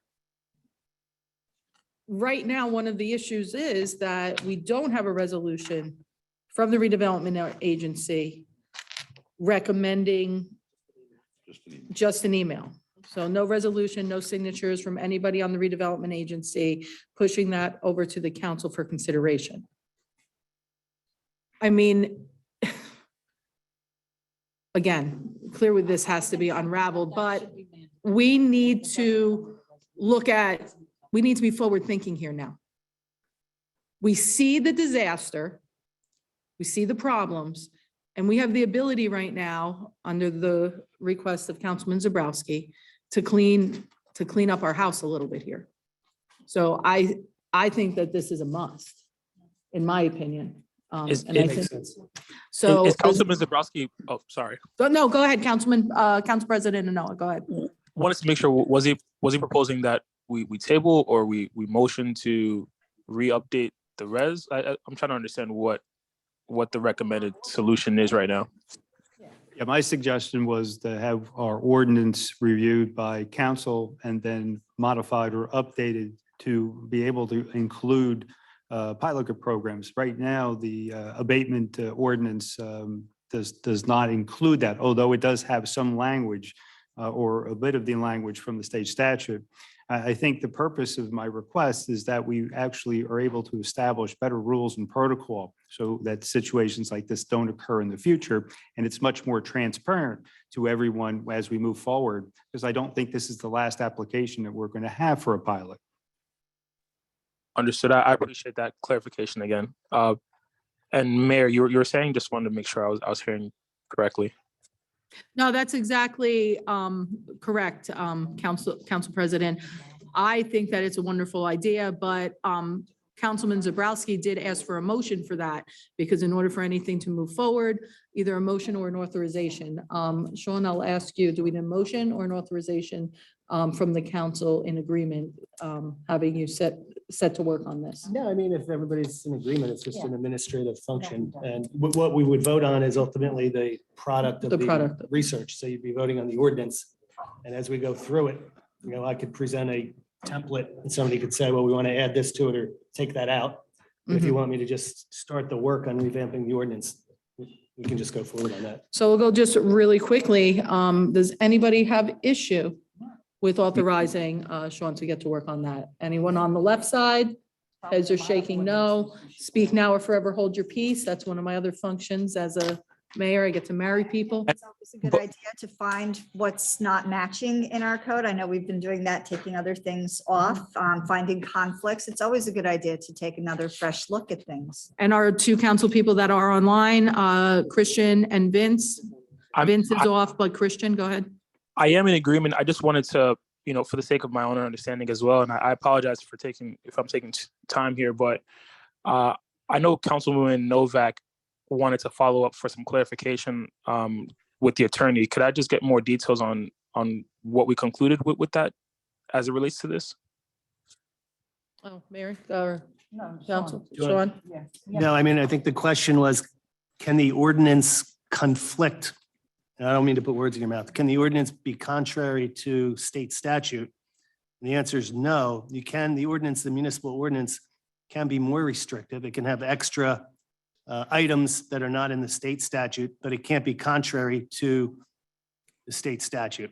So that's a generic way of saying that it's very fact sensitive and it's, it's example by example, but that's generically how we have to proceed. Okay. Understood. But again, we can present the proposed ordinance and everybody can take a look and make recommendations or deletions or additions. Right, but from your take, that's already that's not relevant to this specifically, I guess. So we can just continue as initially suggested, right? That's correct. Okay, thank you. I'm following. I'm up. Thank you. Okay, so now the question remains, is the council approving the authorization to engage Phoenix Advisors in regards to a pilot application for arsenal trade at a fee not to exceed $12,500? I would make a motion that we investigate whether this pilot is valuable to us or not. And that would be very valuable information so that we have to make an informed decision. So I. You in favor? Okay, anybody?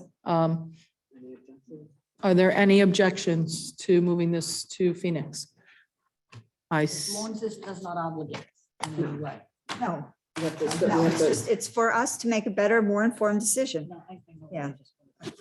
Everyone knows. Okay. Okay. So there seems to be no objection from the council in reference to that recommendation. No, CFO's report, and Glenn, that was the end of yours, correct? I'm sorry, Mayor. Yes. Would you need so you are going to put a resolution on to hire that vendor? Okay. Well, Phoenix is our, financial advisor. We're already under. yeah, we're under Oh, you are? contract Okay, with them. okay. Yes, So you're good. they're not an outside. So CFO's report, Ms. Biancamano, I don't see anything. Oh, that was lovely. You got me this one, he's $20,000. I'm gonna have to want a victory lap. Borough Engineer, Jay.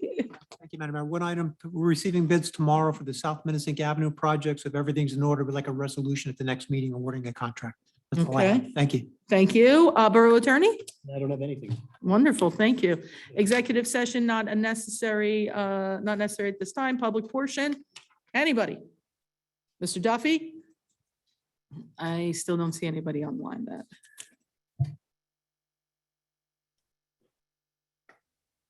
Bob Duffy, 111 Merritt Avenue. You just brought up the pilot again. I have a suggestion.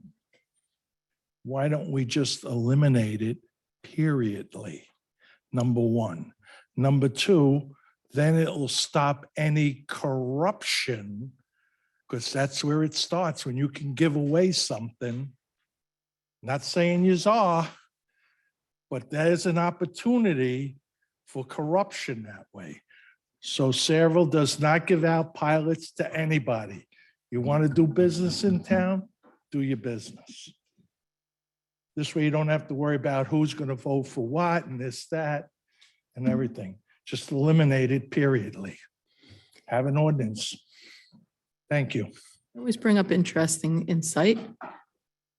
That been done in other municipalities? Yeah, you probably, Bob, you probably couldn't do that. I mean, you certainly could take, you certainly, I would want to look at it greater detail, but state law gives developers and towns the option to do that. I mean, you could come up with a policy, but I don't think you could put a law on the books just prohibiting pilots. I mean, the town could choose never to do a pilot. Why can't you? Why can't you do, if you eliminate, if you get Sarah to eliminate it, okay, and the council to eliminate it, it's done with.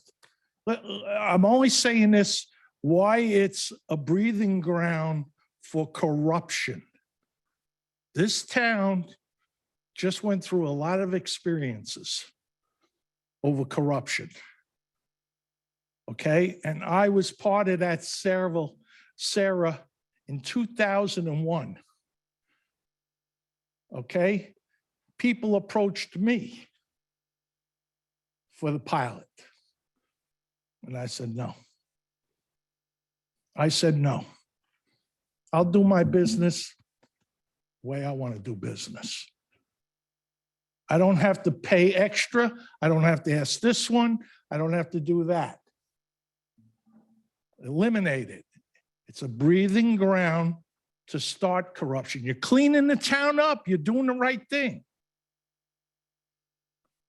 2 years down the road, 3, it may come back. We don't want it to come back. So eliminate an opportunity to get rid of it. Thank you. Thanks, Bob. I don't know. I would just be happy if the redevelopment agency would conduct their meetings on a hybrid platform, but I'm about little steps first. But I like your ideas. Ken, come on up quickly. No, you don't have to come up quickly. Walk slowly. I don't want to pick you up. We do have EMS on. Well, I don't have to sue anybody, please. No. Ken Olszewski, 108 North Edward Street.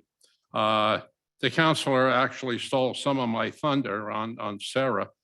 They recommend a pilot. We should have more than just an ordinance, a resolution that they're recommended. We should have basis of a reason why they're recommending a pilot.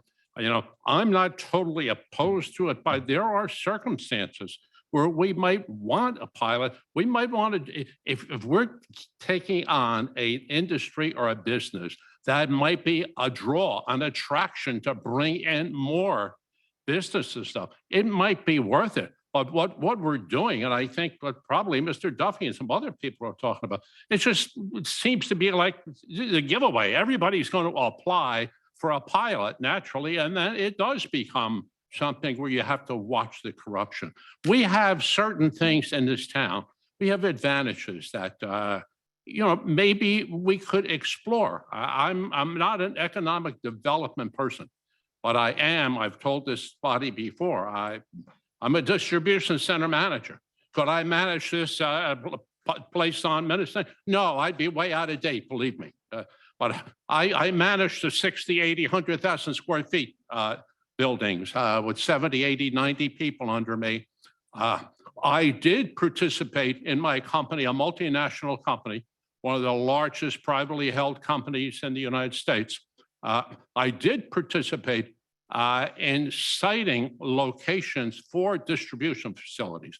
And in my day, the distribution facilities were in Atlanta, Chicago, Dallas, LA, New Brunswick, or New York. That was the typical thing. That's changed today with the advent of UPS Next Day Air and Federal Express.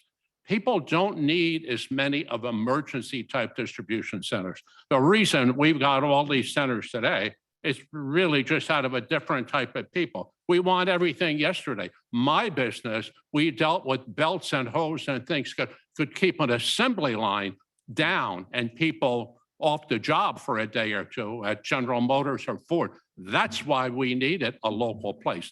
Today, they want local places because I ordered this shirt today, but I want it tomorrow. Everybody wants everything tomorrow. That's why they have all these facilities. But let me just digress a minute and say, we have a couple of things that could help us somewhere along the line, perhaps. For instance, the MCUA has gray water. We don't know what that is. Every toilet in Middlesex County and some in Somerset and Union, just a small number of them, flushes into the MCUA.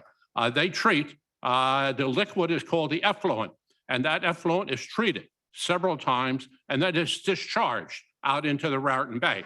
Also discharged over in the South Amboy, the boatworks, at least it was when I was there. That water could be used for industry as gray water. We also have the right to water out of the South River. Jay, do you know how much water we have a right to? I want to say, it seems like a lot. I want to say 10 million gallons of water out of the South River a day. I don't know if it's that much, and there's also limitations on chloride levels when you can draw from. the river. I understand. I don't know the specific amount. But for instance, the power plant down there, don't we sell them water? You do. Untreated water? Yes, and also the gray water you were going to sell to the power plant on the landfill site, which fell through, but that was part of that arrangement. I say, right. So their advantages that we have that could be a draw of industry as opposed to taking and jamming these mega warehouses down. And quite frankly, in my opinion, I think there are people who are going to get fired over that decision because I can't possibly see how it's going to work. If it was so we were on Cranberry Road, I'd be standing here congratulating everybody. Saying, oh, that's a great idea. Mega warehouse. We got the turnpike right there. We're in Piscataway. Oh yeah, mega warehouse. We got 287 there. Blah blah blah. How they're going to get out of here and get on the roads and get to where they have to go? I think there's going to be a lot of hell to pay somewhere along the way. Having trucking companies that they don't get paid for standing on a road in traffic for an hour or two. That's coming out of their bottom line. So I think that's an issue. The other thing nobody has brought up, we have all these trucks and in traffic and stuff. How about the pollution from these trucks? Aren't the buses, the school buses? Yeah, people complain about the pollution from the school buses. We hit over 5. Okay, I'm talking about. Yeah, I'm going to leave. I love you to Doctor, pieces, but the same deal. Nobody's talked about the pollution that we can get from this traffic. Thank you. Hang on to those thoughts. We'll be back in two weeks. I know. Thank you, Ken. Nobody else from the public I see. I would like, do we have a motion to just close the public? I have to remind him before we close to adjourn. Second, all in favor for closing the public? Aye. You did make me think of something, Ken. Thank you. I have to ask the business administrator officially to do two things for me because I've gotten quite a few resident complaints. Number one, signage. Obviously, we have the warehouses have gone up. We have that turn. I know many people have thought that it seems a bit narrow. I know Glenn and I talked about a little bit as well, where they straightened the road where we used to have that turn. We need better signage when it comes to the clearance of that bridge, the train trestle bridge there by Kramer. When I talk about better signage is we need something before those trucks make their way over to that road. We don't have something visible enough, so I would like to task you with looking into additional signage over there or you, additional signage. That's Jay. See how quick he did that to you, Jay? He like 2 fingers right over. Jay, signage from both directions, okay? Because I do think that is going to limit a lot of the truck traffic from being able to go up that route. Second thing, I'm getting many calls from mostly residents on Kendall Drive in Laurel Park. There seems to be some buses that are using that as a cut through right now. I don't know whether that is coming from the Center for Lifelong or if it's coming from any other school. From what I'm being told, the residents are stating that these are contracted buses. They don't actually say Saraville on the side. Most of them are contracted, but Saraville Public Schools, we do have to contract out anyway. Their concern clearly is that in the event that the bus depot is actually built over on that site, we already have 4-ton limit signs at the front end of Laurel Park. But I think we have an issue when it comes to through traffic. I think we need to make that clear as well. We'll get that to PD and I'll discuss with the Board of Ed people to make sure that their contracted buses avoid that road. Exactly. And we have a very good relationship with Center for Lifelong. If you wanted to just touch base, I don't know. And one of the things I said to the residents is we have, when it comes to the Center for Lifelong, you have students that could be living in that development that are getting picked up. They are just noting that they don't recall any of these buses coming through in the past. It's been something that's been happening fairly recently at a higher volume. So that takes care of what I needed to bring up. So Ken, thank you. Truck traffic got me thinking of those 2 things. Motion to adjourn. So moved. Second? I can't second it, but someone else can. All in favor? Go in peace. All right. It's only 9 o'clock. Like, no, please.